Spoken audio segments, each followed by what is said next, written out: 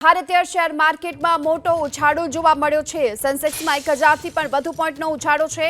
1022 પોઈન્ટના ઉછાળા સાથે સેન્સેક્સ 78,353ની સપાટી પર જોવા મળી રહ્યું છે। તો આ તરફ નિફ્ટીમાં પણ સતત ઉછાળો છે। નિફ્ટીમાં 300થી પણ વધુ પોઈન્ટનો ઉછાળો હાલ જોવા મળી રહ્યો છે। ભારતીય શેર માર્કેટમાં હાલ મોટો ઉછાળો જોવા મળ્યો છે અને આ સાથે જ સેન્સેક્સમાં 1000થી પણ વધુ પોઈન્ટના ઉછાળા સાથે 78,353ની સપાટી પર જોવા મળી રહ્યું છે। નિફ્ટીમાં પણ સતત ઉછાળો છે અને 300થી પણ વધુ પોઈન્ટનો ઉછાળો નિફ્ટીમાં પણ જોવા મળી રહ્યો છે। અને નિફ્ટીની જો વાત કરવામાં આવે તો અત્યારે સતત 300 પોઈન્ટનો ઉછાળો જોવા મળ્યો છે અને 23,752 પર ટ્રેડ થઈ રહી છે નિફ્ટી। આ તરફ સેન્સેક્સમાં પણ 1022 પોઈન્ટ સુધીનો ઉછાળો જોવા મળ્યો છે। 78,360 પર સેન્સેક્સ જોવા મળી રહ્યું છે।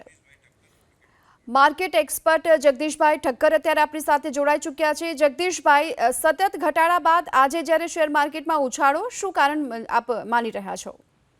કારણ તો મુખ્ય બે છે। એક તો જે વિદેશી રોકાણકારોની વેચવાલી હતી એમાં એક થોડો ખાસો એવો ઘટાડો થયો છે અને ખાસ કરીને ફ્યુચર્સની અંદર એ લોકો જે વેચવાલી કરતા હતા એમાં એ લોકોએ ખરીદદારીનું વલણ અપનાવ્યું છે।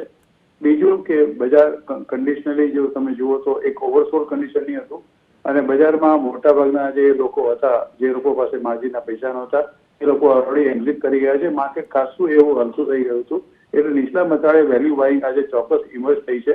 મને એવું લાગે છે કે ખરીદદારીનો જે સિલસિલો છે આજે આખો દિવસ સુધી ચાલુ રહેશે અને આજે જો નિફ્ટી 24,000ની ઉપર કદાચ બંધ રહેવામાં સફળ થશે તો મને એવું લાગે છે કે આગલા 2 કે 3 દિવસ માટે પણ તેજીનો તોફાન ચાલુ જ રહેશે।